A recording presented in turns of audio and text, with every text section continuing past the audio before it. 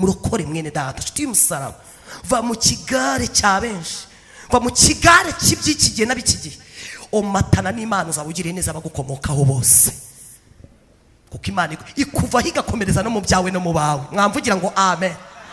Ntabwo turi gukora ubusa. Kuba ndi hano Rusizi nihagarariye ubwanjye biraza kungirira umumaro, ariko n'abankomokaho mu gihe kizaza bazabaho neza. Uyu munsi wa none mba ku masosho media ariko narumiwe. Ibi ngibi mvuga ni imbaraga za Mwuka Wera. Nanjye naba nk'abandi bose nkicecekera. None mwebwe nimufite ibyo mwakize kuki mutabitubwira? Kuki udashobora kujya gukomenta ngo utere comment ku muntu w'Imana ngo banze utekereza? Usika abantu badafite ubumuntu bakaba badafite n'ubuzima, bakaba badafite n'Imana mu buzima bwabo. Icyo bashinzwe no guhora bica bahamba. Ariko ntabwo uzica umugambi w'Imana ku buzima bwa Mama Fabrice. Imana irawurinze. Iyo ngiye kuri comment ndumirwa, ugasanga abantu 50 bari kuvuga ko nta nda yazikizwa. Bati mucunge nta nda yazi 50, ariko batatu muri 50 bakavuga ngo courage kurugejuru, Imana iri kumwe nawe. Abo batatu bahita banyongerera imbaraga 50 nkabashugunye nyuma nkakomezanya na Yesu na batatu, kandi tugeze kurenge na Yesu na batatu. Mubare munini w'abakurwanya ntugukure ku Mana. Petaza nome newa lazangome kopiti sanome. Yesu niwe cyitegerereza. Ntabwo twebwe turi imyanda, ntabwo turi puberi yo kumenamo amagambo yose babonye. Umuntu akuzana amagambo yose aterekeye Imana, muhunge, hunga, caho igendere. Komezanya n'abavuga Yesu neza, kuko mena abo bandi bameze nka Loti na Abrahamu mu rugendo. Nabateramwa ushaka kugendana n'umuntu Imana igaceceka ku buzima bwawe. Ushaka kubana n'umuntu Imana igaceceka ibyawe byose bikifunga, kubera ko Imana yamuvumye. Hari abantu bavumwe nayo kuko batigeze bahamagarwa ngo bakore ibyo imuhamagaro wabo Imana bahamagariye, ahubwo baje gukora ibyo batigeze bahamagarirwa. Abo bameze nk'ibiti n'ibibumba mu nzu y'Imana, bakora imirimo iteye isoni. Ariko igihe cyose uri igikoresho cy'ibumba n'ibiti mo hano mu nzu y'Imana uzahura n'ishyano. Ishyano riragutegereje. Imana ikugwaje kurwaye.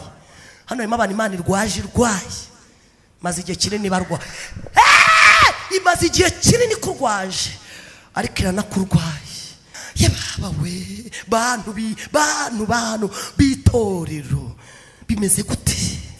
Mbese kugira ngo umuntu mwemere kandi birirwa bagaragura umuntu baramurambitse bamuhindura inzira y'abagenzi, Imana ikakwihorera ukagira ngo ntikurwaye, igihe izakwihanangiriza. Kunyagwa bibaho, ariko kwemera ni ikindi. Kunyagwa si icyaha, ahubwo kwemera ko wanyazwe nicyo Yesu akeneye. Tugusengera Imana.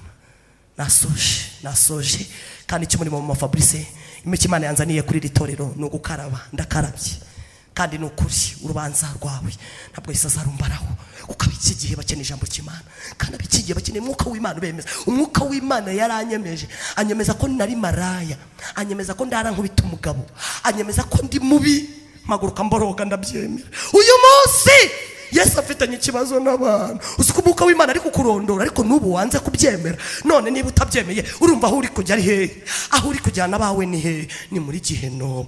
Uzi iminsi usigaranye, ariko ntuzi usigaye. Ndajya mbabwire ngo itangazo Yesu ari gutanga ku bantu bari gusenga, iryo duhaye gutangaza mu isi hose, ariko tubwira ngo mubwire abantu bezwe.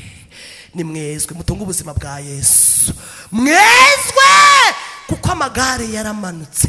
Kandi ajya ngo mbabwire ngo abantu batunguwe no gutaha batejejwe, kubera ko bagiye bapfapfana kugeza ubwo Imana ivuga ibintu yeruye gutya. Kabwe turabizi ko watanye, urabizi ko hari ukuntu byakugendekeye ugacomoka, urabizi ko hari ukuntu watanye ibintu byose bikakuvamo, bikakubihira, bikakuvamo, bigacomoka, bikigendera. None ngarutse kongera kugusubiza amahirwe. Wakwakiriye amahirwe abonekera muri Yesu, atabonekera mu mafaranga, atabonekera mu miryango, atabonekera aho wiririrwa. Aya mahirwe Yesu akuzaniye wayakiriye. Iyo atemera umusaraba, yewe nawe twari kuba bande. Iyo atemera umusaraba, yewe nawe twari kuba bande. Iyo atemera umusaraba, yewe nawe twari kuba bande.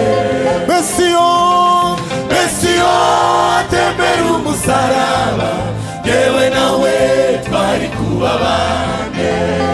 Iyo atemera umusaraba, yewe nawe twari kuba bande. Ariko Imana izi kurobanura. Iyi Mana twicaye imbere izi guhuza ibintu.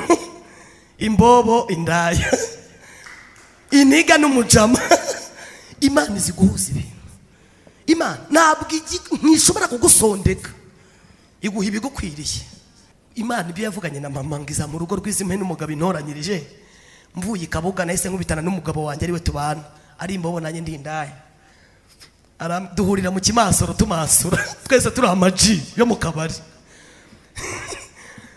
Kandi tunganya amashuri, umugabo mbana nawe tunganya amashuri. Yageze mu wa gatatu biramunanira arigize, nubwo yajyaga ngo yarebaga ku kibaka abona ntari kubyumva. Nanjye amashuri yanane ngeze mu wa gatatu ku myaka 9 nibwo natangiye kunkura umogi, nkajya njya mu ishuri nkajya nkabona Messi, twabitaga Messi n'abametresi muri 2, nkabona akubiseho umubare, nkabona ni ibikeri biri kugenda ku kibaho kubera imbaraga z'umwotsi. Nahise nangira kuba uwanyuma uhereye ku myaka 9 mu wa gatatu primaire, niho natangiye kuba uwanyuma.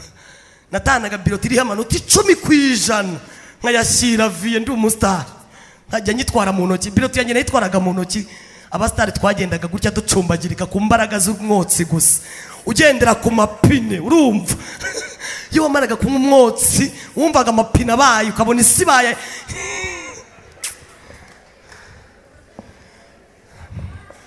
Isi buno ifite amapine kuri ba nyirayo. Urumva irananyerera. Uza umuhanda wa kaburimbo ku Musinzi, ujya kubona ukabona ibaye Nyabarongo, ukabona baye amazi, bikagusaba kunyeranyereza kugira ngo utagwamo. Imodoka zose zigahagarara unyerera mu mazi, wowe ubona abandi batabona. Izo ni imbaraga z'umwotsi.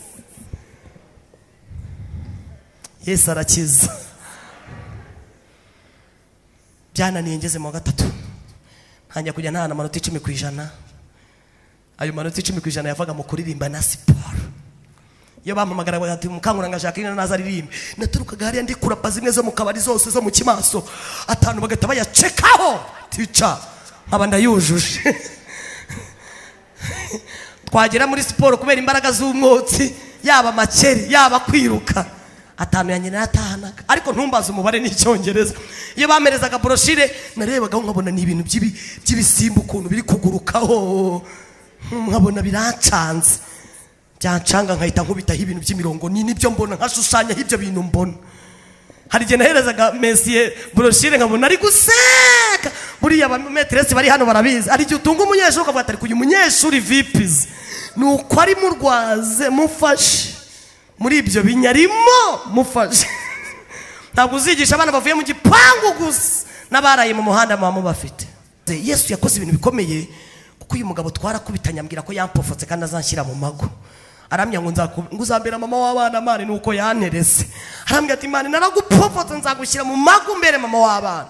Ndambwira Imana twebwe indaya ntabwo twubaka, tuzikaraga turgisi ariko ntabwo twabana. Mugaye gatore yansabye kumusura, hanyuma mpavanye inda y'umwana wacu w'imfura. Nyihavanye nyikuramo nko nesanzwe nzikurira amabandi, inda yanga kuvamo imbere akasha. Igera ku mezi 6 iragaragara mu baturage na mama nawe sanga afite 8 nanjye afite 6. Dore ngaka gafilime rero via tubonye ati mwese ninjye batende tutihoye. Uwo nateye inda ninde mandazamuye, uwo nayiteye mama arazamura, aravuga ngo nayiteye namvire mu rugo, uwo nayiteye yagume hano.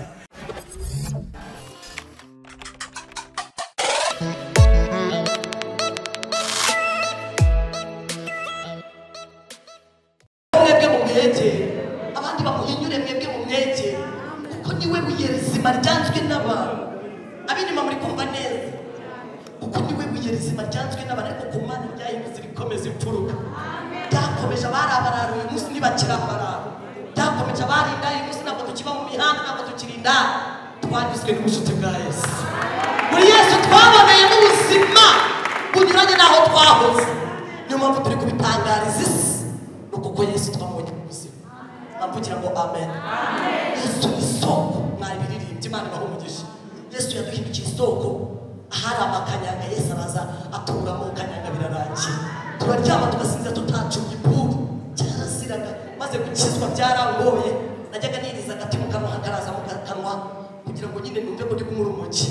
Ariko Yesu bigeze ahahindukira isoko, amindukira iriba ryiza ngo tumenye inyota irashira. Mwamvugira ngo amen.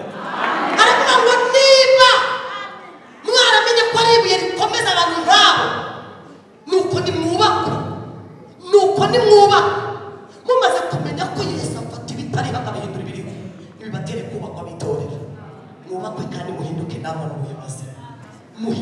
ubwoko bw'abatambyi bwera bw'Imana. Ni ahantu Imana itambira ibitambo. Haleluya! Muri iki gitaramo Yesu akeneye abantu atambiramo ibitambo. Muri iki gitaramo Yesu akeneye abantu akorana nabo. Muri iki gitaramo Yesu akeneye abantu ajyana nabo ku mundayi. Akeneye abantu ajyana nabo ku dusima. Ntabwo ari gupfa kujya ku gasima. Ushobora kujyayo bahura n'ibintu bikomeye. Ariko turashimira Yesu waduhinduye ubwoko bw'abatambyi bwera bwo gutambamo ibyo bitambo, tugahumuriza abababaye tukabwira ko muri Yesu harimo ubuzima. Haleluya! Kuko mu byanditswe harimo ijambo rivuga ngo dore ibuye abubatsi banze niryo ryahindutse irikomeza imfuruka, n'ibuye risitaza. Abantu basigaye ku ijambo ry'Imana barabona, abantu bamaze kurambirwa ibi bintu. Tujye duhura n'abantu babyabiye ibi niyo byakubihiye, nta gisigara kigufata. Iyo byakubihiye nyine biba byakubihiye. Nushaka gucomoka wigendere ujye basi hanze byose wowe kubibura. Dufite abantu babuze ibyo hanze babura n'ibyaha. Nta mwuka wera bakira, nta byishimo bagira mu nzu y'Imana. Iyo batageze hanze baba Imana iguhe kimwe, Imana iguhe guhitamo neza. Uhitemo Yesu mu buzima. Haleluya! Iyo wamuhinduye ubuzima araza akakubera ubuzima. Bamvugira ngo amen. Kuko ahashize gutwara ubwoko, ariko none ubu turi ubwoko bw'Imana. Ahashize twe tutarakababarirwa, ariko ubu twarababariwe. Haleluya! Natangariye Yesu, uyu Yesu babwira ko ufite ubuzima. Yesu uyu nguyu ujya ugufata akaguhindura.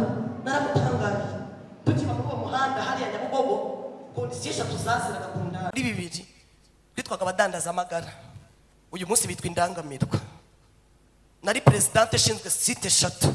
Nari ishinzwe site imvukamo yitwa Kiderenga, aho mujya mumva bita Kiderenga, naho bita muri Dobandi mu maji. Mbashinzwe mbamanajinga, nshinzwe n'agace gatoya ka Nyamirambo aho bita mu Biziriko. Ariko aho hose nkarara ngenda shaka indaya zanjye uko zabaye, nzihiga mbasuhuza mbabaza n'Imana bimeze ute kuri aka gasima. Bambwira ati twakubiswe. Nkababwira ngo muhumure, turaza kubona ababire baradusanga ku gasima. Nkajya mbahumuriza ngo baradusanga ku gasima, kandi koko bakahabasanga bakiriye. None uyu munsi Yesu yaminduriye iby'ibyiringiro. Haleluya! Yesu ni mwiza, Yesu ni mwiza. Kondisiyo ya mbere yaziraga ku ndaya, cyaraziraga ko indaya yemera ko ari indaya. Niyo afande yagusanganaga n'umugabo, niyo yabasanga muri loji, barindaga bakujyana muri Pandagara uvuga ko mwaganiraga. Cyaraziraga mu mahame nasanzemo. Warindaga banakurasa. Muzareba abarozi ntibabizi se ko baroga, ariko ibeshye uvuge ko ari umurozi. Natambuke muri karitsiye agiye kwidandaza, ari umudandaza amagara. Muri karitsiye niba hari ibindaya barahari, no mu biterane baba barimo. Ariko n'ibyari mwigeze mubona mu biterane mbamo ngira indaya ngo nizizamure zikazamura? Ntayo, uretse umwuka w'Imana unyura mu ijambo ry'Imana bakemera. Ariko ni nabugingo n'ubu ntibarakemera. Turashimira Yesu ujye twemeza. Yesu ni wowe wohereje imbaraga ziranyemeza. Muri karitsiye nahindukiraga ukavuga ngo dore indaya kwa John irahise, narakumenaguraga. Nabaga afite imbaraga za kidayimoni, nanywaga ituri ryinshi, nanywera urumogi rwinshi. Impamvu mwumva n'ijwi ryabaye gutya, izi ni imbaraga z'umwotsi. Ariko Yesu ndamushimiye, wihanganira gukorera mu myotsi ingana gutya. Nta muntu muri mwe wari kubyiyangaje, ariko Yesu nahabwa icyubahiro. Haleluya! Wihanganira imyotsi yuzuye umuntu akaza akayituramo. Yesu yaranangaje. Muri mwe yaravuze ngo mureke muvuge, undi aramwikiza ngo ye muvuge. Nawe ari wowe ngewe urokotse ibintu ndokotse, wavuga ibirenze. Impamvu uri umusirimu mu by'Imana nuko nta sano, nta hantu muhuriye, ariko hazaza hawe icyama gahura nawe akakwiyereka. Icyama abantu bakava kuri Yesu wabarunaka bakakira Yesu wabo. Icyama gava mu gakiza ka bene wanyu ukakira kawe bwite. Ubu dufite abantu bafite agakiza ka bene wabo. Niyo tuvuze imbwi baravuga ati ibyo nibikibavuga, kubera ko nta gakiza kawe bwite ufite. Ariko iyo gafite ari akawe, hari aho mwarahuriye mu ikorosi n'uyu mugabo ndi kubabwira. Iryo korosi mwahuriyemo rero niryo rigutera kumukomera abandi bamuvuyeho. Amen, amen. Ndashima Yesu. Wa mbere iribuye rikanyubaka, Yesu yanyubatse neza. Kabiri cyaraziraga ko indaya ishaka. Indaya yagombaga gukora uburaya paka ikutsa amenyo. Mfite izo nagiye nshizishwe na sida, itemerewe gushaka umugabo. Nuvuga ngo gushaka umugabo umushaka bijyanye n'imitungo afite. Niba ukuye umugabo mu rugo rwe w'umugore ukamushimuta, ndoze ko ari ukumushimuta, mumarana igihe kingana n'imitungo afite. imitungo nirangira uzugunyire mukecuru arwaze kuko we nushinzwe indembe handaya yubaka. Ubu impamvu maranye n'umugabanya imyaka 17 ni Yesu ufite ubuzima yaranyemeje. Ndi umugore w'umugabo, Imana ihabwa icyubahiro. Narabyemeye, murana ko ngendana n'ipingu, mwayibonye mapingu yenda yagenda naremeye iniga yanjye, narabyemeye nakundi. Yesu yo yaje ibintu byose biremera. Iniga yaranyemeje naremeye 17 ndayimaze. Nta nubwo natekerezaga ko namaramo n'umunsi umwe, ariko 17. Haleluya! Ubu ni ubuzima bubonekera muri Yesu. Muri myaremye ngo mu buzima hari byiza tubona ngo tukabifata nk'ibisanzwe. Muri amuzi ko kuba nubatse ari ibisanzwe, kuba mpagaze aha ntabwo ari ibisanzwe. Ni iby'Imana ikora bitangaje. Haleluya! Yesu ndamubashimiye. Gatatu cyaraziraga ko inda yibyara. Jye wese nigeze nkwita kuko negezemo ngitangiriramo ibibazo byo gutuma natwita. Hanyuma rero ko nafite izo nyoboye zihora zitwita. Cyaraziraga iziki gihe ntabwo nzi ibyo zihazi byari byo. Iziki gihe zirabyara 4 5, ariko mu muhanda muri 2 kanyanga ziri mu rumogi rurimo imyaka 12 winjira mu kabaro kajya kuri cyose ukabyina ikimasuro cyaje ndi umukobwa imyaka 12. Ndi umwe mu bakobwa bakibyimwe kicinjira mu Rwanda, cinjiriye mu Gatsata kizanywe n'abaganda. Turakimasura, twitwa abamasuzi, turamasura, turakaraga, turazamuka, isi turicanga. Yesu arakiza. Yesu n'ubuzima. Haleluya! Yesu n'ubuzima. Naratangaye nkirwa nkura minde zabonyoboye. Dufite uburyo burenga bumwe bwa Kinyarwanda, ubwo twakwita Kinyarwanda, ubwo n'ubutari ubwo mu bazungu bw'imiti. Tukavanga ibintu wamuhereza mu kanya gato ibintu byose bikajya hariya. Nta bumuntu twararangiye. Indayi ikintu cya mbere itakaza icyo bita ubumuntu. Nta ndayi ifite ubumuntu yarara mu muhanda. Buriya nuhura n'indaya cyangwa ugaturana nayo yisengera ikizwe cyangwa ikwimuke. Nuturana nayo yisengera ikizwe, ntuhweme ntutuze. Ukuri kumwe n'umuntu byarangiranye. Ntabwo yabyara 2 3 ataza byababyarana nabo ngo arare mu muhanda wowe uryamye wawe ngo yumve umuhesheje amahoro. Wahuraga n'umugore ukumva aryamanye ibyawe, kumva bitsi byawe mu nzu, gahora uhekeye shakisha aho umugabo ari. Ashima Yesu. Haleluya! Yesu ahindura ubuzima bw'umuntu, akagenda akinjira mu maraso no mu misokoro, akaguhindukira ubuzima. Ibya kera bigashira ugahinduka icyaremwe gishya. Haleluya! Yahindutse ibyirato by'ubuzima bwanjye. Ibyo bintu bitatu rero ayo mahame yaziraga, nasanze kuyubahiriza ari ngombwa nk'umuyobozi, kuko bahise banurira ubuyobozi kubera imyaka nari mfite. Nananiye mama wanjye afite imyaka 9, 12 nari ndi mu muhanda. Abadayimoni barankoresha mu buryo bwose. Mama wanjye ari umunyetorero, abana n'Imana. Mu gihe cy'ububyutse bwitwaga Pastor Mupenzi, mu rubonobono mu rwambare rw'abera. Imana ibana na mama iramubwira ngo nduwiteka niryo zina ryanjye. Nta wankoreye wikorera amaboko. Nduwiteka bariya abana bawe nzabaha umugisha, nzabahindura umugisha, kuko womatanye nanjye kamindura ibyiringiro. Nanjye sinzagukoza isoni. Ahirwa ibya Yesu bitazagira gute. Imana ivugana na mama ko tuzamubera umugisha twari tutaraba indaya. Nari ntaramunanira. Imana bibwiye mama ryari? Yabimubwiye mama agiye gusengera papa wanjye n'umusinzi na bugingo n'ubu. Ari mu bantu bamerekeje ninjoro njya kuririya Satani. Imana imumpera umugisha kandi musangisha imbabazi zayo. Yamekeye igikapa mvana mu rugo ko nari mvuye mu kazi mu mujyi. Arambwira ati mwana wareka nkutwaze ujye mu murimo w'Imana. Yarambwiye ngo namuzamuye mu ntera. Ubu papa mu kabari yazamutse mu ntera kubera ivuga butumwa. Iyo ageze mu kabari abasinzi bose bamutereka primus na mitsingi, bakamubwira ati viye inywa warabyaye. Mukobwa we tumubona ku mateleviziyo, tumubona ku maradi ngo bari kumuguriza kugira ngo nimuhereza nk'umusaza ngo nawe azabishyura abasinzi bagenzi be. Aherutse kumamagara aranyicaza ngurira fanta zirenga imwe.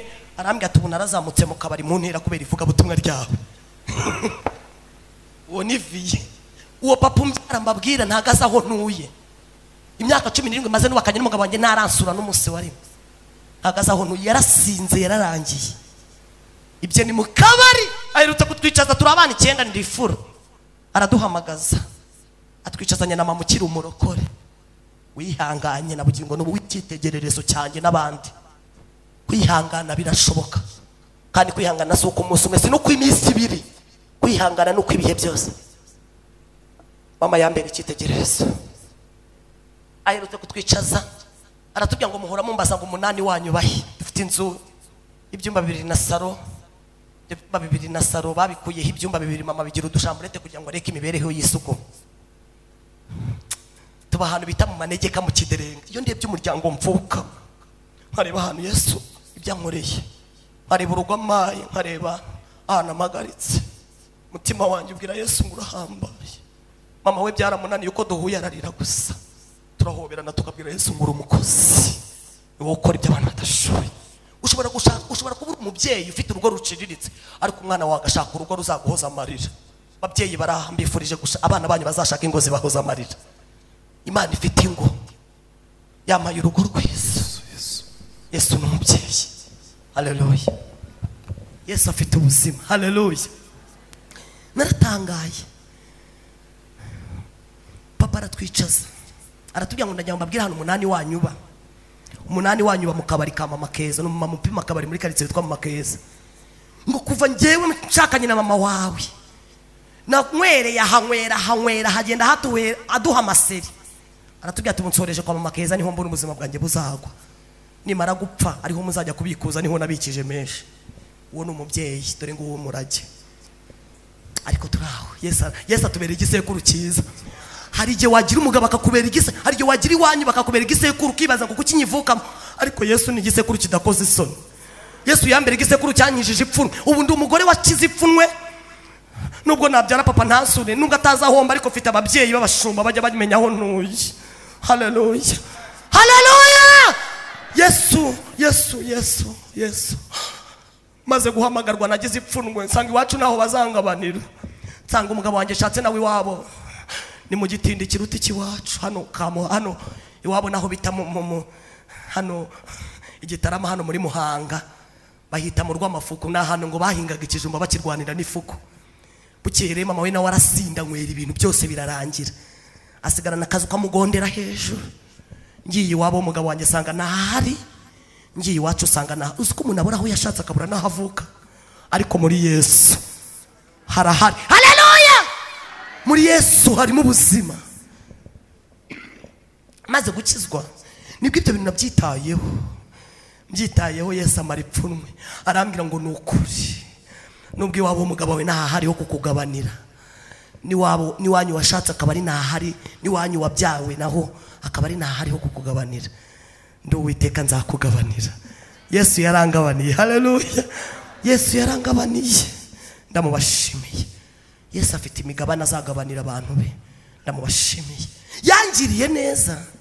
Andindisha imbaraga z'ijambo yavuganye na mama. Kuko mama amaze gukizwa, amaze kubona ko papa ari umusinzi, amaze kutubyara ngo turi abana 3, nibwo yafashe icyemezo cyo gukizwa mu byutse bwa rubonobono. Mama arakizwa agirana imikoranire n'Imana n'imibanire myiza n'Imana. Wabana n'umuntu akagukoza, ariko nubana n'Imana ntizagukozaho. Gwana no kugira ngo ugirane imibanire myiza n'Imana. Ndashima Imana. Mama agiranye imibanire myiza n'Imana. Mama ngo agira umuhate wo gusengera papa wanjye, ajya duha ubuhamya. Urumva ko n'uyu munsi ari inshuti yanjye. Ngo agira umuhate wo gusengera papa ngo akizwe. Kubera ukuntu yamurushyaga kubita amanywa nijoro tubireba. Noneho ngo asenze Imana iramubwira ngo uriya mugabo wawe naguhaye, uriya mugabo mubana nawe mubyaranye wawe bwite, uriya ni ishuri, ni isomo ry'ubuzima ubana nawe. Uziko abagabo ushobora gushaka umugabo akaba ari isomo, Imana ikabishimuka akabishuri uzaminuza paka. Papa na mama barasazanya, ariko ni isomo ry'ubuzima bwe. Imana iramubwira ngo uziga n'abana bawe nibaza nabo bazi, nibakura baze bigane nawe. Ubu uyu munsi turi kwigana na mama. Mu minsi yashize najyanye abuzukuru kubasura, mbagejeje mu rugo, turicaye turi kurya, mama yari yadutekeye, mfitemo akabebe k'imyaka 4. Tujye kubona tubona papa atashye akamba yasinze cyane. Hari ku cyumweru. Hari ubuzima butera umuntu ipfunwe, ariko nanje kukubwira ngo humura Yesu ni umurengeze kandi n'ubuzima numwiringira ibigutera ipfunwe byose azagenda abikanda mu bumara bwose bwo kukwica, usigare uvuga ngo mwijuru hari Imana kandi Yesu n'ubuzima. None ako kabebe k'imyaka 4 karambye ngo mami ngo shogokuru ngo kali gukamba. Ndamubwira ni shogokuru yarwaye, shogokuru yarembye, ntiyarembye nese ni yari indembe. Umuntu umusaza utagenda urumva atarembye. Mwana wanjye n'uyu munsi ajya mbwira mami shogokuru yarakije naga gikamba nini yarakije. None mbwire ngo iki abana banjye sogokuru ni indembe. Nari mushyiriye abuzukuru ngo bamusure. Ubwo n'ubuzima, ariko muri Yesu harimo ubuzima burenze ubwo. Haleluya! Imana ibwira mama, imubwira ijambo rikomeye. Iramubwira ngo nibyo koko nubwo umugabo wawe azakubera ishuri ry'ubuzima, ariko ndi Imana izatanga umugisha mu rubyaro wabyaye.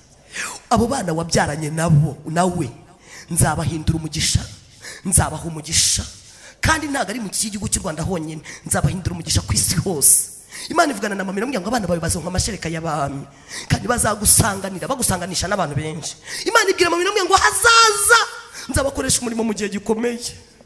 Imana iramubwira ngo nukuri narirahiye kwera kwanjye, ngambirira gutoranya mu bana bawe, batoranyamo abakozi. Imana ibivuganye na mama, mama araribika. Mama aribitsa aravuga ati nubwo ku mugabo ntagiye ariko mu bana kirimo, maze aratubyara koko. Niyo mpamvu Yesu atubyara turi 9 turi ndahekana iwacu. Abaturage bakavuza induru bati kwa John, atakoja igihe cyose ubuhoro utwita uhetse. Mama yabaga twita hetse n'agataro ku mutwe. Mama wanjye acuzaga agataro aho bita muri marato. Tukatungwa n'idodo zitwa mutibikanye n'ubugari bwitwa bwa bugari. Dodo zitwa mutibikanye zera aho banyara. Twazimaragaho ninjoro bakarara bazima hanyara bugacya zeze. Tukagenda tukazisoroma zigashiraho bakirwa bahanyara bukira zeze. Uzi ko ako karima kavuye hejo bundi. Ariko Yesu n'ubuzima, n'ubuzima. Turakura tuvuyemo abagore n'abagabo. Twarakoze. Kibazo si ubuzima ubayemo, ahubwo uri kumwe nande muri ubwo buzima. Kibazo si njurya, kibazo si imibereho ubayeho, ahubwo ufite jambo ki ubanyemo naryo muri iyo mibereho. Imana ikurengere. Mama dutunga muri ubwo buryo tubaho, kajya tubwira Yesu ukuntu ari mwiza, tukararana nawe hanze papa yadusohoranye, akatubwira ngo muhumure Yesu azabirangiza. Ikintu nikijya kigutera iwawe kikakugeraho ku buzima bwawe, dukibwira ngo uko cyaje ni nako kizagenda. Ntihagagire ikintu kigucomora mwa Yesu, ahubwo ucomeke muri Yesu cyane, kuko gifite uko cyaje kizanagenda. Mwamvugira ngo amen. Ikintu cyose gifite itangiro kikagira n'iherezo. Icyo ngicyo ubona hari igihe utazongera kukibona. Ubu hari ibintu nahamagawe muri 2008 ndeba, ariko uyu munsi nakibona, kuko Yesu afite iherezo ry'ibintu byose. Imana ishimwe. Imana irinda mama, imurindana n'ibyavuzwe. Haciye hagaye gato Imana igaruka kuri mama, iramubwira ngo mwana wanjye, nyimara kuvugana nawe kabana bawe ari umugisha, Satani yagusabirije kandi nagutanze. Imana iramubwira ngo dore ngiye kubanyuza ahantu hakomeye kugira ngo bazambere abakozi banjye bigihe gikomeye. Imana iramubwira ngo kandi icyo usabwa no kwambara imbaraga ukabasengera, ntuzigirire nabi kuko ninjye wabyeme. Imana ijya yemera ko byose bitugeraho. Torero bene data, muramenye mutaba nk'abiki gihe. Umuntu w'Imana yagezweho n'ibintu mukabona abana baramunaniye, yarakoreye Imana, yaravuze Imana, yarabanye neza n'Imana, ukabona abana baramunaniye cyangwa mu rugo biranze, ntimubone ko yagoye, ahubwo ubwo nibwo buzima Yesu ajya ashima kwiyubahishirizamo. Ibyo bidafite ishusho bikabura ishusho neza, mu bana hakabura ishusho, mu rugo hakabura ishusho, ariko igihe kikagera Yesu akaza agatagamo ishusho, ababibonye bakavuga ngo mu ijuru hari Imana. Haleluya! Ubwo nibwo bumana bwayo, nuko ishima ko byose bibura ishusho. Mu bana hakabura ishusho, ku mugabo hakabura ishusho, ariko so kishusho idahari. No kugira ngo bose babanze barebere hamwe, bazamenye ko kuboko kuwiteka ariko kubikoze, uwera wa Israeli ubiremye. Nibibura ishusho iturize, itumye bibura ishusho izanabizanamo ishusho, itumye bicika ku buzima bwawe nizizabidoda neza, kandi nizabishyiramo ibiremyo izabidoda neza, ibiguhe bidoze neza. Mu ijuru hari Imana ibishoboye. Mu gahe gato rero mama yagiye kunamara turamunaniye, akana k'imyaka 9 kumva ngo kanwira umugi n'ibintu bikomeye. Mama yatangiye akubita ariko atazi ko byandangiriyeho. Arakubita uyu mureba, papa arakubita, barafunga mu murenge wa Gatsata, kuko wacu ni mu Gatsata, bakora ibintu byose nk'ababyeyi ariko biranga. 12 ifata icyemezo cyo kujya nipfusha, nipfushije mu maboko ya data itagambira kutazongera kunkubita. Aho rero niho nabaye igicamuke, ndagenda nderura njya mu muhanda, bahita banturira ubuyobozi. Bamaze kunera ubuyobozi numva ndakaniye, numvaga ubuzima bwanjye ari bwo mu buraya, kandi numvaga ntazabivamo kuko nari mbitangiye ndi umwana, numvaga nzasaza ngeze kuri byinshi. Ikintu cyambabaje nuko ayo nakoreraga byose byarangiraga mu gitondo mu rukerera ntaha, nagiraga gutya nkabanguye nko mu mukingo cyangwa nguye muri brutire, cyangwa uye munsi y'ikiraro kubera gusinda cyane ibimogi n'ibikanyanga n'abagabo. Aho nguye aho ngaho yanyeguraga saka yose bakayajya. Ari ndaya zijya zinuka zikamenya ngo kuko ntacyo wakuyemo n'impamvu bivuga, ariko ndashima Yesu ko nubwo ntacyo nakuyemo muri Yesu hari ibyo nakuyemo. Yesu yarakoze utaratumye hari ibyo nkuramo. Mwamvugira ngo amen. Amen. Yesu aranyijije rero ku myaka 13 nararwaye ndangirika cyane baravura basanga sinzigera mbyara kubera imyaka natangiriye ubwo buraya cyitwa ubuzima bw'umukobwa burarangira narinje kukubwira ngo ibyarangiriye mu baganga Yesu aracyabifitiye ubuzima ibyarangiriye mu bantu nibyo Yesu yiyubahishirizaho abaganga bahamama ifoto ivuye muri ecography igaragaza ko nazigera mbyara narangiritse mama yijyana imbere yaho yavuganiye n'Imana ngo ayisubize imbere y'Imana munyetorero nibijya byanga yupfukama burya amavi haleluya ajya avunagura ibintu iminsi yanze kuvuna amava ajya avunagura ibintu ibihe byananiye gusenga ni intwaro yanyuma umuntu akoresha byose byarangiye wiyambaza muyomba ukimufite kuyambaza tanto ukimufite kuyambaza abaturanyi ariko byose byarangiye witujya muri maviyoroji aho niho hanyuma hakora ubundi ugatabaza ubutabazi bw'Imana bukakujya n'ikimana ibishaka irakurekera uburenganzira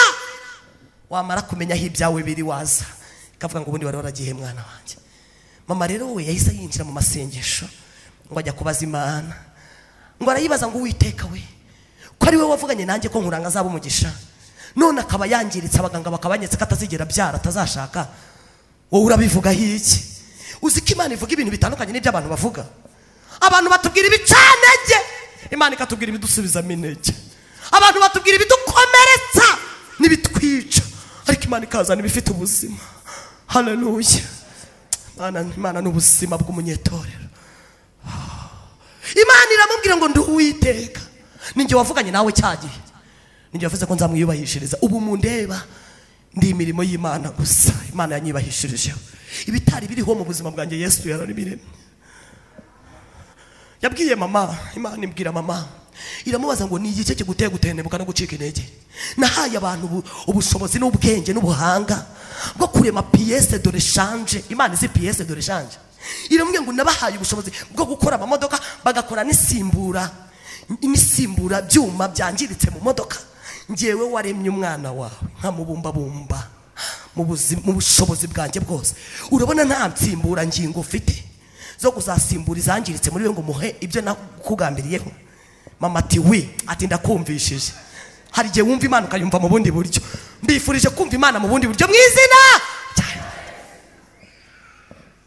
ajya mu buhamya iyo turi kumwe tuba twuzuye umwuka wera ni inshuti yanjye ariko yari ari mu bantu ngomba kwica mbere kuko niwe wangendagaho yampozagaho amahugurwa kandi ntakeneye buriya umukobwa uri hano ndamubwira ngo umubyeyi akubwira ati mwana mukobwa icara aha tunganye ibikora ibi kubera imyaka y'ubwadosa kubera imyaka n'uriwe ukajya wikaraga ukumva ibyo bakubwira ntubyumva ariko wibuke kuri kwikaragira munsi y'ikirere kidasakaye ejo nikikugwira hakagira ibikugwirira uzavuga ngo iyo mbimenya mbifurije guhindura uburyo utaravuga ngo iyo mbimenya rubyiruko ruri hano ndabifuriza guhindura uburyo kuko Satani icyamuzanye no kwica no kurimbura no kwiba bamaso Satani yanyiciye ubuzima ariko asanga Imana yabufashe mu kiganza mbere bita ubugingo bwawe mu maboko y'Umuremyi ukomeze ukora ibyiza ibindi ntabwo bikureba Imana izabyitunganyiriza kibazo si imitego igutezwe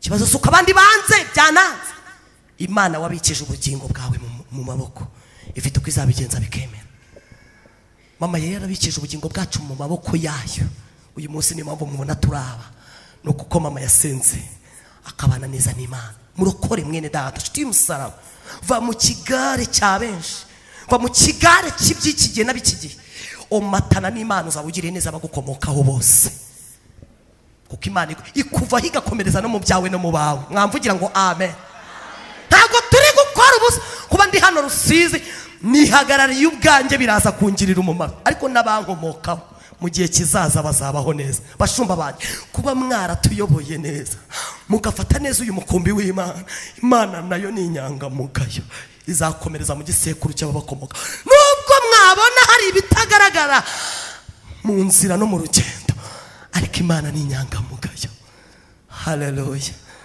mwamvugira ngo amen imibanire mama yabanye n'Imana imagaritse aha neza Imana ni inyangamugayo haleluya ni mpamvu hano mu byakozwe n'intumwa twasomye ijambo Petero uyu nguyu yuzuye umwuka wera abaza abatware n'abakuru avuga ati ariko muri kutubaza ibyo wakize wari uremaye wajyaga yirwa asabiriza kuki mukunda ibi kuki mukunda kubera ubu dufite abantu uyu munsi wa none mba ku social media ariko narumiwe ibi ngibi mvuga ni imbaraga za mwuka wera nanjye naba nk'abandi bose nkicecekera none mwebwe nimufite ibyo mwakize kuki mutabitubwira kuki udashobora kujya gukomenta ngo utere comment ku muntu w'Imana ngo banze utekereza usika abantu badafite ubumuntu bakaba badafite n'ubuzima bakaba badafite n'Imana mu buzima bwabo icyo bashinzwe no guhora bica bahamba ariko ntabwo uzica umugambi w'Imana ku buzima bwa Mama Fabrice Imana irawurinze iyo ngiye kuri comment ndumirwa ugasanga abantu 50 bari kuvuga ko ntanda yazikizwa bati mucunge ntanda ya 50 ariko batatu muri 50 bakavuga ngo courage kurugejuru Imana iri kumwe nawe abo batatu bahita banyongerera imbaraga 50 nk'abashugunye nyuma nkakomezanya na Yesu na batatu kandi tugeze kurenge na Yesu na batatu mubare munini w'abakurwanya ntugukure ku Mana petaza nome newa lazangome kopiti sanome Yesu niwe cyitegerereza cyabizera kibazo suko batabirwanya ibirwanirira irahari haleluya uhereye kuri Yesu cyitegerereza bitageze buri anabazurira abana abagaburira bahibye kurya ariko nibigeze bamwemera ngo yarahingutse basasa imyambaro avuga ati Hoziyana hayurguje muri twebwe ukeye bamusasiye imyambaro bari nubo bamubamba none wowe ngo bazakwemera bazagukunda indese nta mugaragaro utasebuja haguruka Yesu yamishuri iryo hishurirwa numva nkwiye gukomera wese ubundi Imana yarankomeje kandi ijambo ryatubwiye ngo nimwubakwe nk'amabuye mazima mu bwoko bw'abatambye bwera bwo gutambwamo ibitambo ntabwo twebwe turi imyanda ntabwo turi puberi yo kumenamo amagambo yose babonye umuntu akuzana amagambo yose aterekeye Imana muhunge hunga caho igendere komezanya n'abavuga Yesu neza kuko mena abo bandi bameze nka Loti na Abrahamu mu rugendo nabateramwa ushaka kugendana n'umuntu Imana igaceceka ku buzima bwawe ushaka kubana n'umuntu Imana igaceceka ibyawe byose bikifunga kubera ko Imana yamuvumye hari abantu bavumwe nayo kuko batigeze bahamagarwa ngo bakore ibyo imuhamagaro wabo Imana bahamagariye ahubwo baje gukora ibyo batigeze bahamagarirwa abo bameze nk'ibiti n'ibibumba mu nzu y'Imana bakora imirimo iteye isoni ariko harimo n'abandi b'amafeza n'amazahabu haleluya ngo batoranyijwe gukoreshwa imirimo myiza y'icyubahiro mwamvugira ngo amen nawe niwiyeza uzahinduka igikoresho kigirira nyiracyo umumaro cyejejwe cyo gutambwamo ibitambo bya Yesu ariko igihe cyose uri igikoresho kibumba n'ibitimo hano mu nzu y'Imana uzahura n'ishyano ishyano riragutegereje Imana ikugwaje kurwaye hano harimo abantu Imana irwaje maze igihe kinini barwaye imaze igihe kinini kurwaje ariko iranakurwaye Imana irabyara ukica nta soni Imana izaza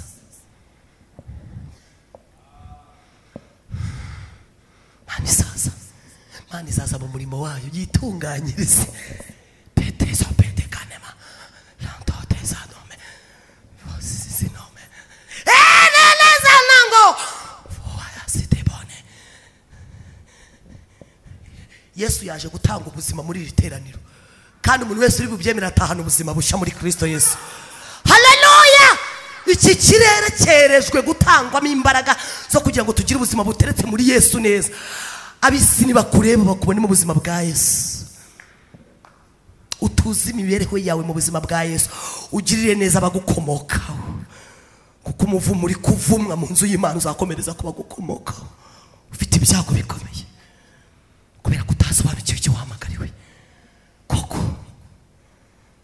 Petero aravuga ngo uwo mwishe mukamubamba ni utumye uyu abahagarara imbere ari muzima uyu wari uremaye wabaga ku irembo Yesu uwo mwishe mukamubamba ni udukoreyemo ni utumye ahagarara imbere yanyu none tubazwe yuko ari muzima ubuzi ko uyu munsi turi kubazwa ngo mwakize gute ubundi koko kuvuga ko wakize ibihamya biri hehe nabugingo n'ubudo twambaye impeta niba remera mugabo wongera kishwe niba remera yababa we bantu bitorero bimeze gute mbese kugira ngo umuntu mwemere ko birirwa bagaragura umuntu baramurambitse bamuhindura inzira y'abagenzi, Imana ikakwihorera ukagira ngo ntikurwaye igihe izakwihanangiriza.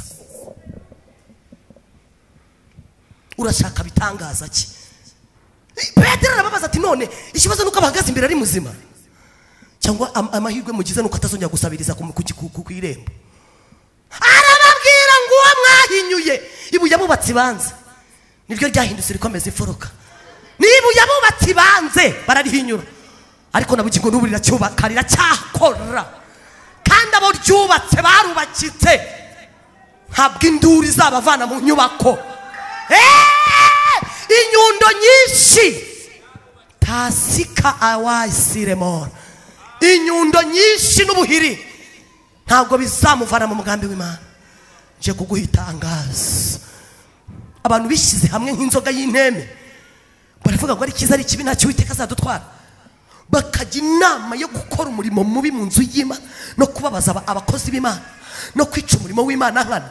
Ukicaramo hano ngo reka njya kureba ibyo bintu rangwe henga uwo muntu baza ngo ariko se ibyo biterane turi kumva ni ibiterane kandi Imana izabikoramo imirimo yagambiriye.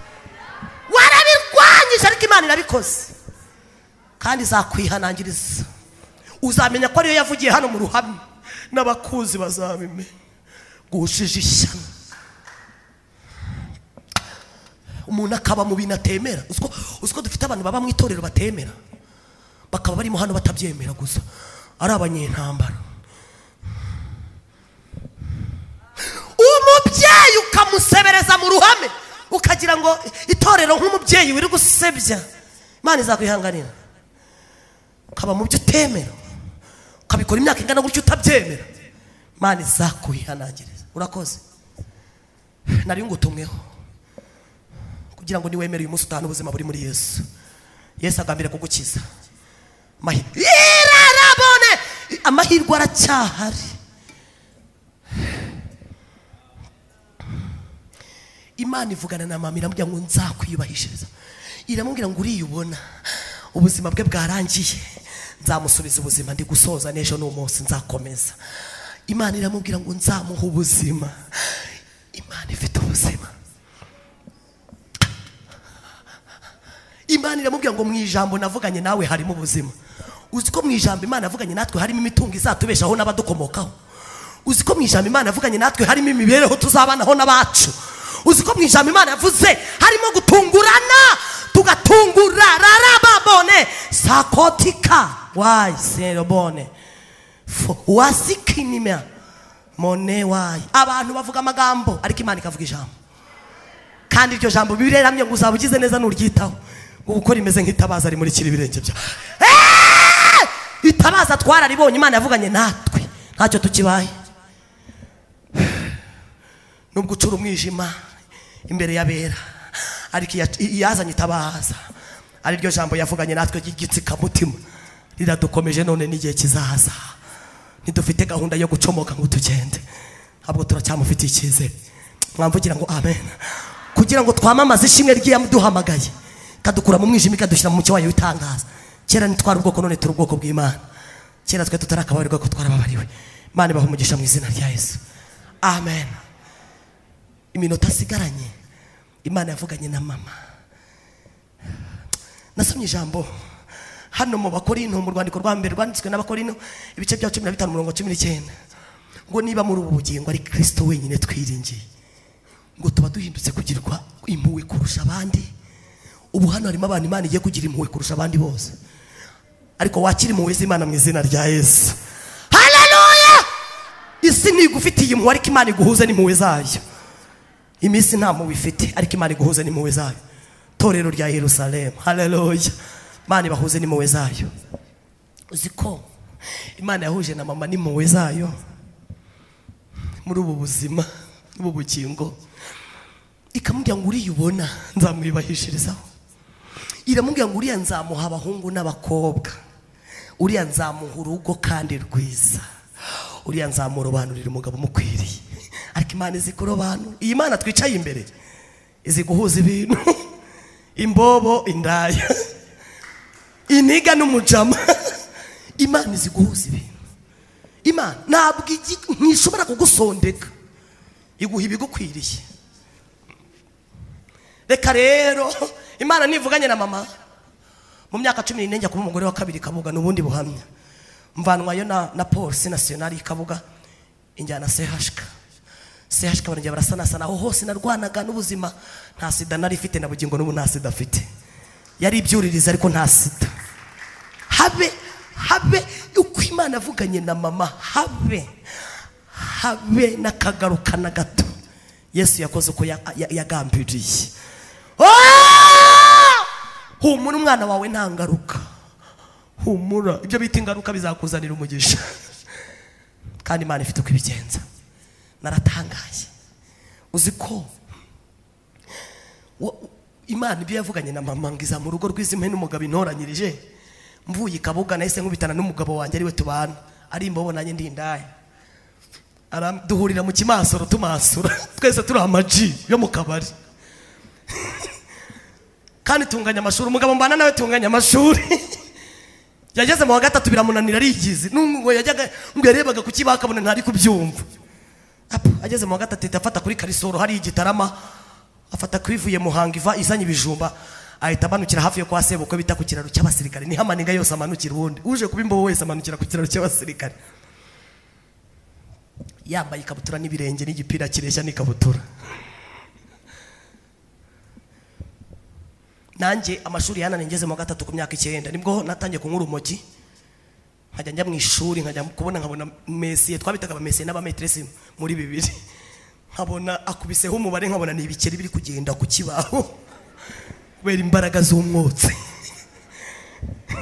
Nahise nangira kuba uwanyuma uhereye ku myaka 9 mu wa gatatu primaire, niho natangiye kuba uwanyuma. Natanaga biroti iriho amanota 10% nkayashyira vie ndi umustar, nkajya nyitwara mu ntoki, biroti yanjye nayitwaraga mu ntoki.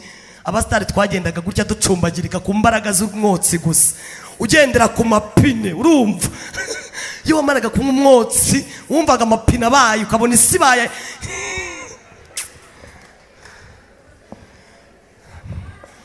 Isi buno ifite amapine kuri ba nyirayo urumva irananyerera. Uza umuhanda wa kaburimbo ku Musinzi ujya kubona ukabona ibaye Nyabarongo, ukabona baye amazi, bikagusaba kunyeranyereza kugira ngo utagwamo, imodoka zose zigahagarara unyerera mu mazi, wowe ubona abandi batabona. Zo ni imbaraga z'umwotsi. Yesu arakiza.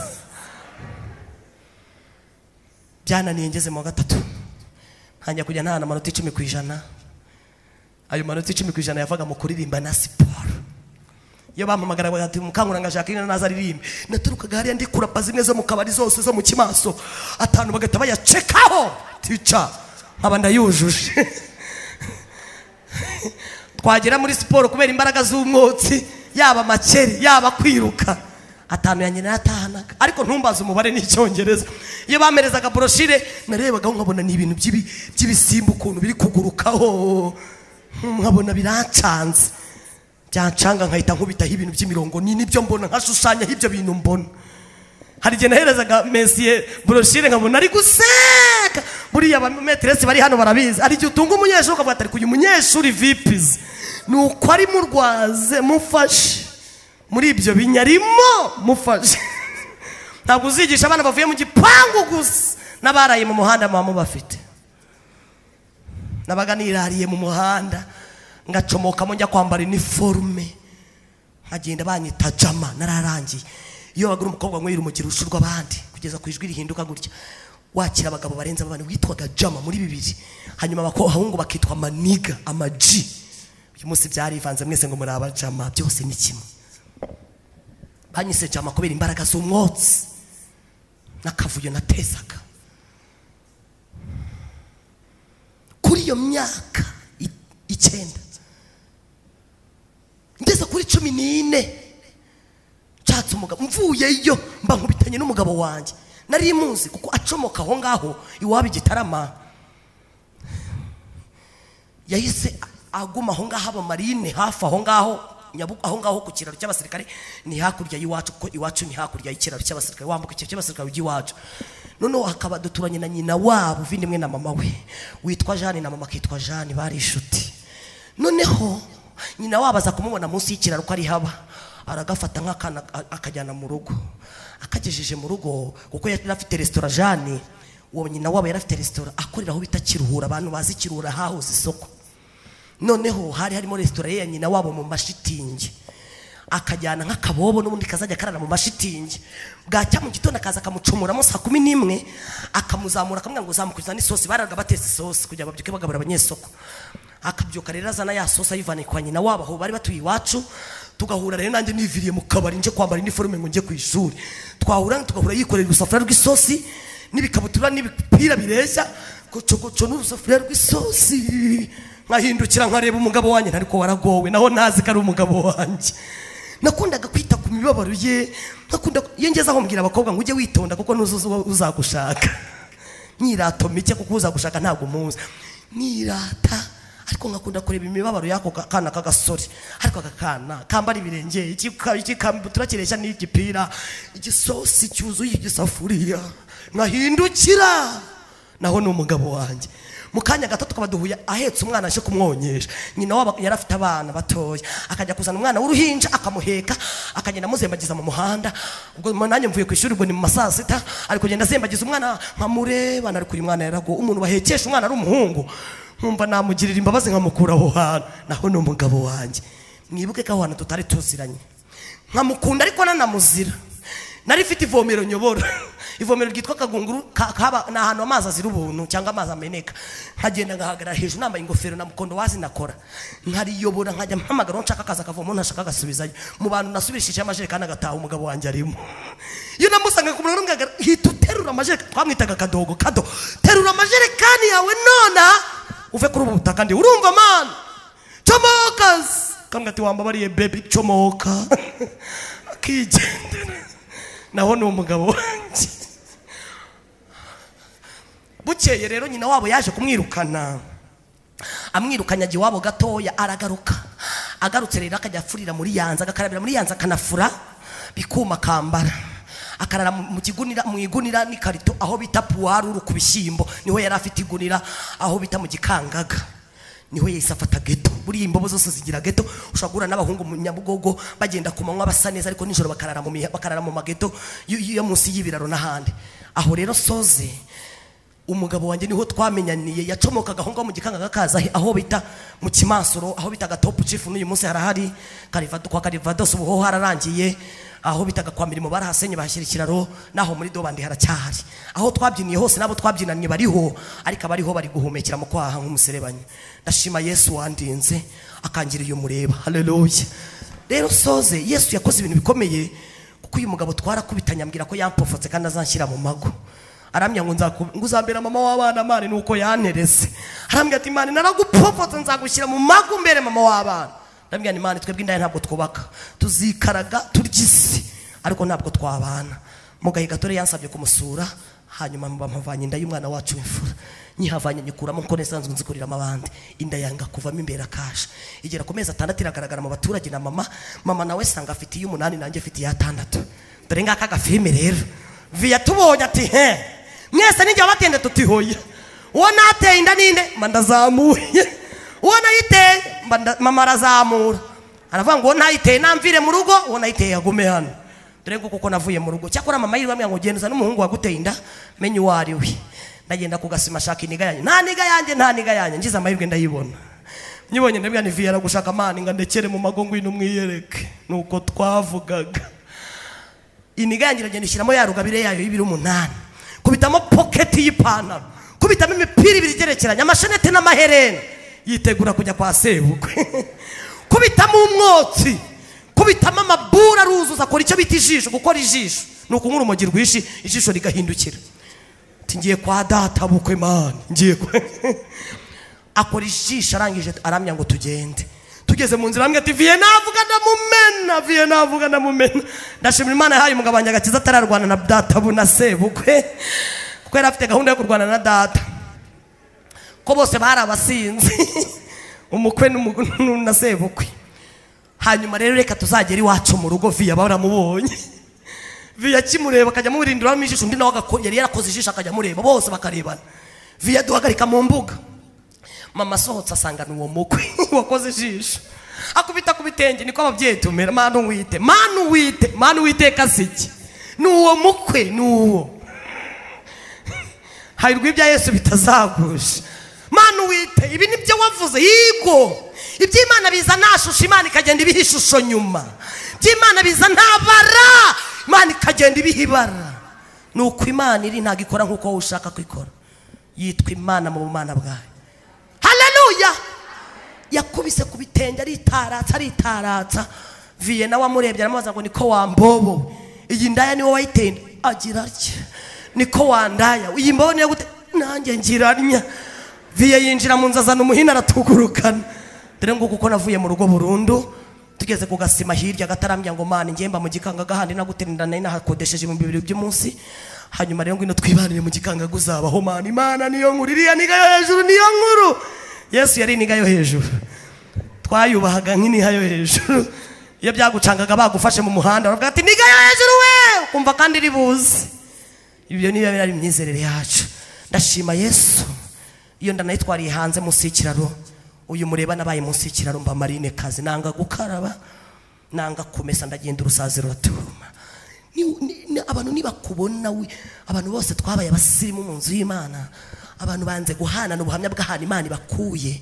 Abantu banze gucishwa bugufi munsi y'ukuboko kw'Imana gukomeye kubera iby'Imana yabakozeho. Ariko nureba hashize hawe uraza guca bugufi munsi y'ukuboko kw'Imana urasanga Imana ari guhaye icyo cyubahiro ufite. Mwamvugira ngo amen. Uyu mureba mba Marine umugabo wanjye yankuye mu muhanda munsi y'ikiraro nyitwite kandi ankuramo buri umunsi umwe ngo mbyare. Yankuyemo kuwa kane mbyara kuwa gatandatu. Imbobo zirateranya zishyiraho agasafuriya n'agasahane zikodesha akazu bariba baratubura badukorera amago barayarangiza. Ku itariki z'ukwa 11 baraza bankura ku muhanda saa 12 mbafasha amago yanjye. Amago nyagezemo baranshingira ubu baranshingiye.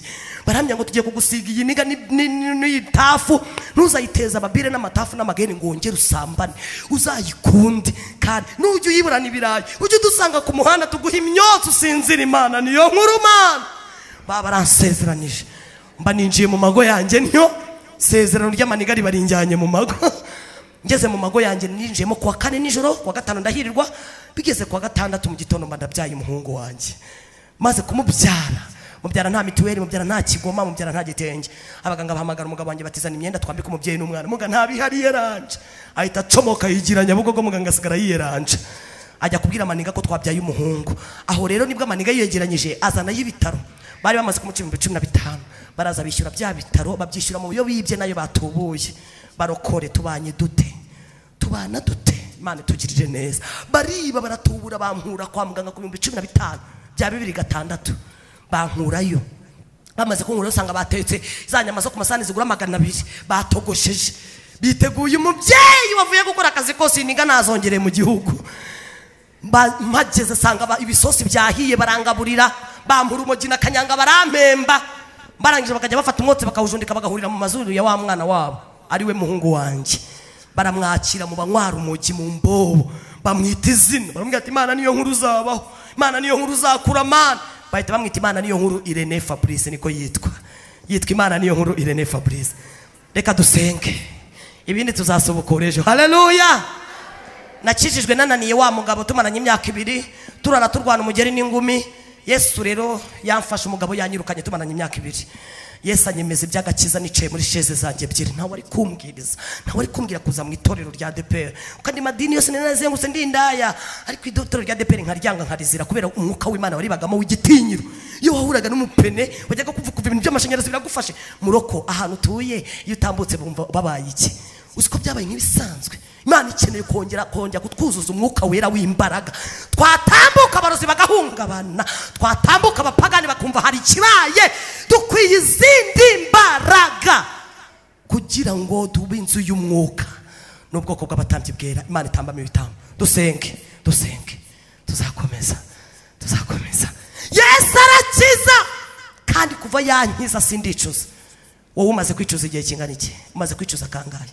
Aho abademoni bamaze kwereka ko wayobye. Ikuzimu niba ariko kuganiza baguhugura baguha amahugurwa.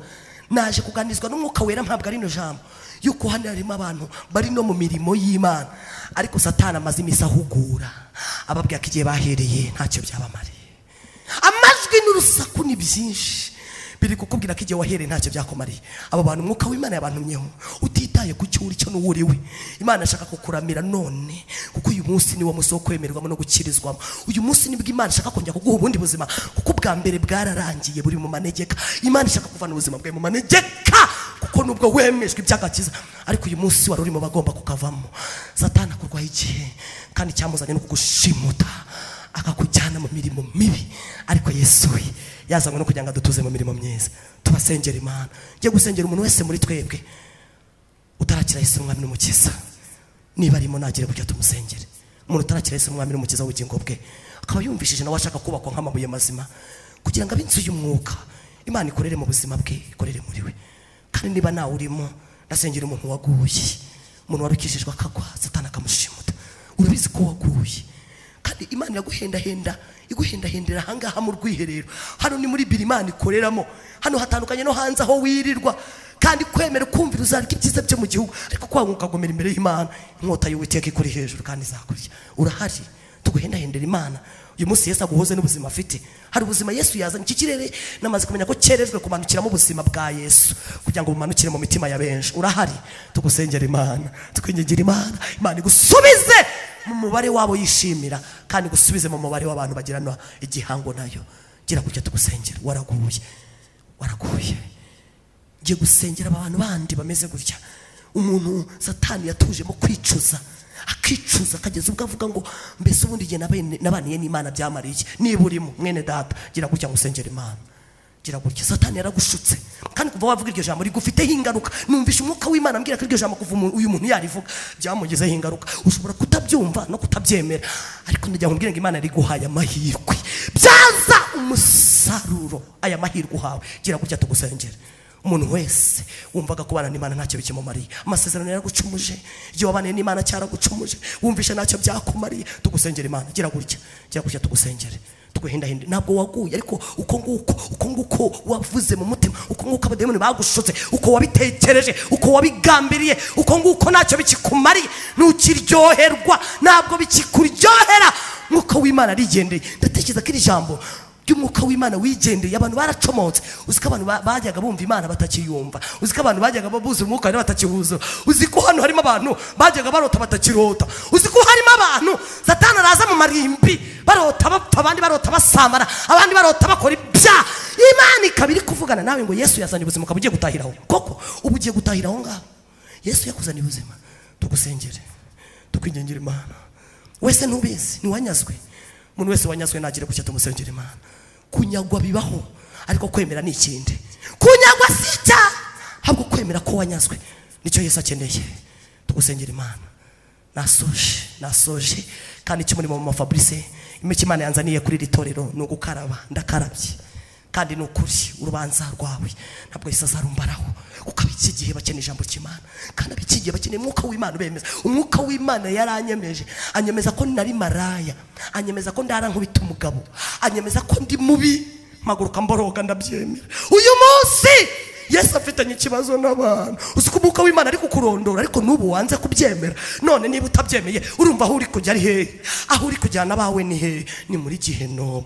Uzi iminsi usigaranye, ariko ntuzi usigaranye. Ndagira mbabwire ngo itangazo Yesu ari gutanga ku bantu bari gusenga, iryo duhaye gutangaza mu isi hose, ariko tubwira ngo mubwire abantu bezwe.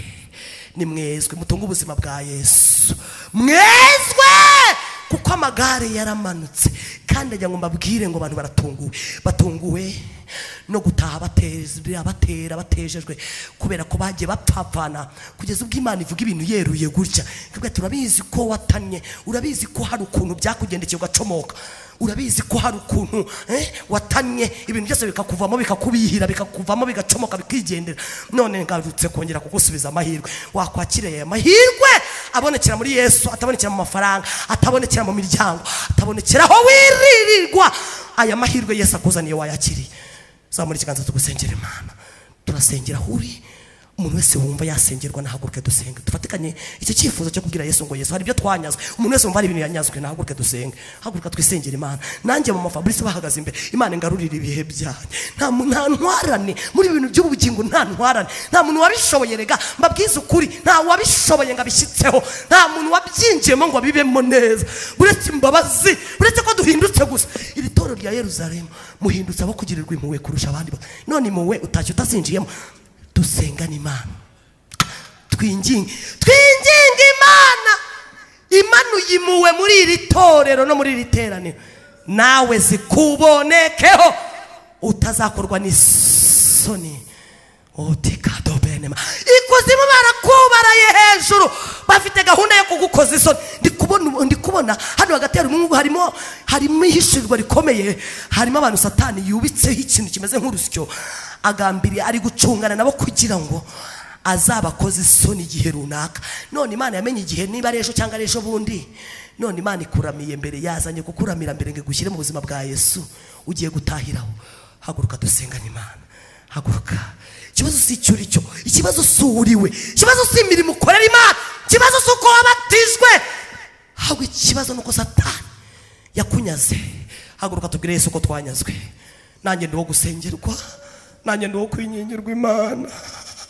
Ndumva Yesu anyemeza ko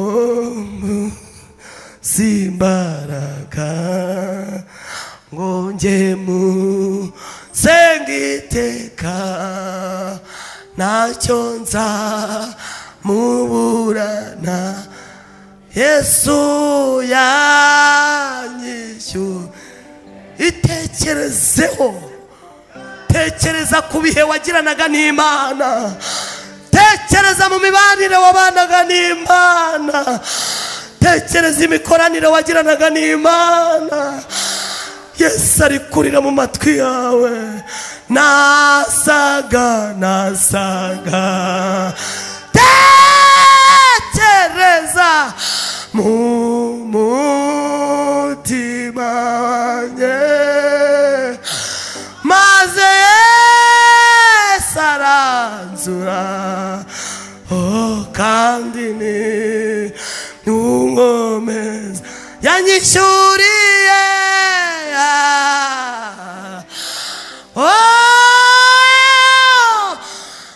Yesu nta n'umwe ushaka karimbuka, nta n'umwe ushaka kagirwaho n'urubanza yarumvishe, nta n'umwe ushaka ko Satani akunyaga. Hano hari umwuka wo kunyaga. Imbere hari ahantu uzahagarara, aho nta muntu muzaba muri kumwe. Uzahagarara n'iki? Uzahagarara urinde. Tekereza, umvira umwuka. Tesa koti kanse godimora yanyishyuriye. Ndi kubona Yesu yaje kwishyura. Ndi kubona Yesu yaje gutanga ubundi buzima. Ndi kubona Yesu yaje kugarura ibihe. Ndi kubona Yesu yagaruye andi mahirwe. Ndi kubona ari abantu Yesu agambiriye gutuza mu mahirwe ya kabiri. La sikato benefole zanome totiti tanaza ngomene shanto pitika awaisika naziri bone wafo sititi tana wabone lango ewaisire bone ya mbabari ija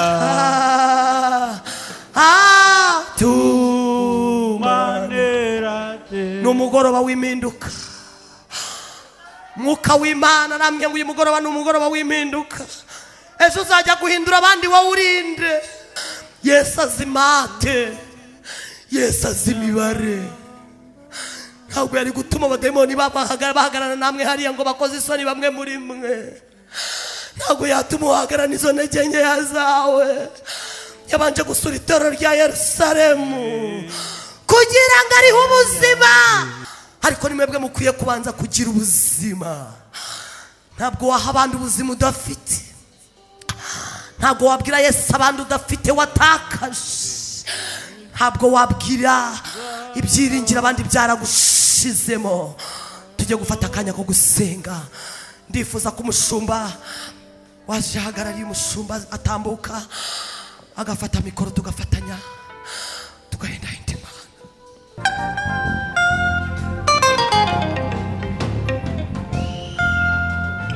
Ganirira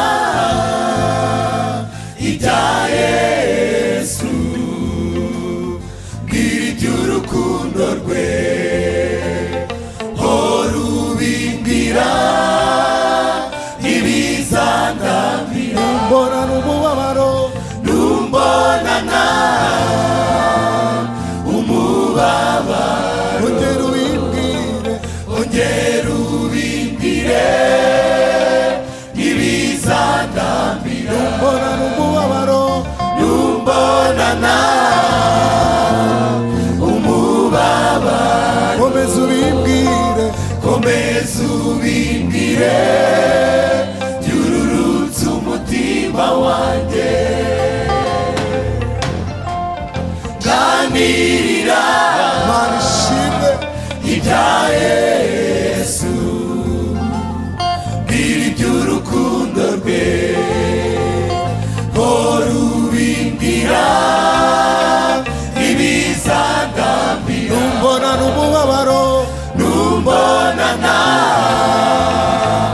umubabaro, ongera ubimbwire, ongera ubimbwire ibizandamira. Numbona n'umubabaro, numbonana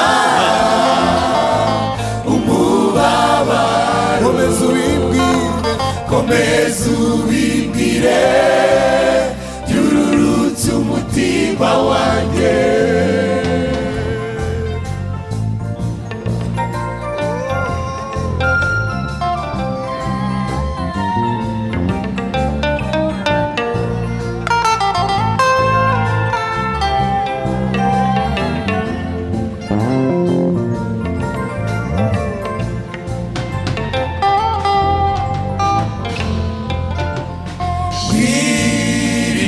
Saraba umbwira iby'igorogota.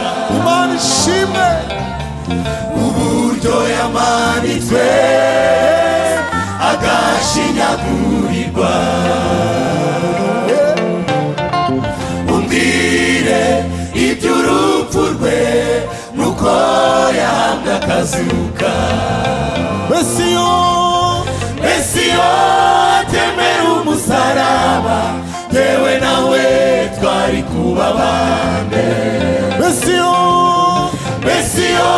atemera umusaraba, yewe nawe twari kuba bande. Mbwira iby'umusaraba, mbwira iby'umusaraba, umbwira iby'igorogota.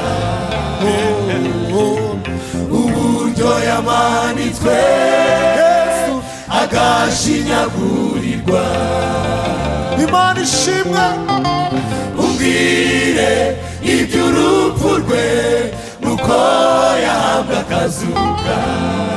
Mesiyo atemera umusaraba, yewe nawe twari kuba bande. Mesiyo atemera umusaraba, yewe nawe twari kuba bande. Yatewe icumu umwami wanjye, havamwo amazi n'amaraso. Yatewe icumu ryo mu rubavu, havamwo amazi n'amaraso. Ayo maraso niyo atwuhagiza, ayo maraso niyo atwezesha. Mesiyo niyo atemera umusaraba, yewe nawe twari kuba bande. Mesiyo atemera umusaraba, yewe nawe twari kuba bande. Ibyo amategeko yananiwe, ibyo amategeko yari yarananiwe, Imana yabisoje ubwo yatangaga Yesu. Ibyo amategeko yari yarananiwe, Imana yabisoje ubwo yatangaga Yesu.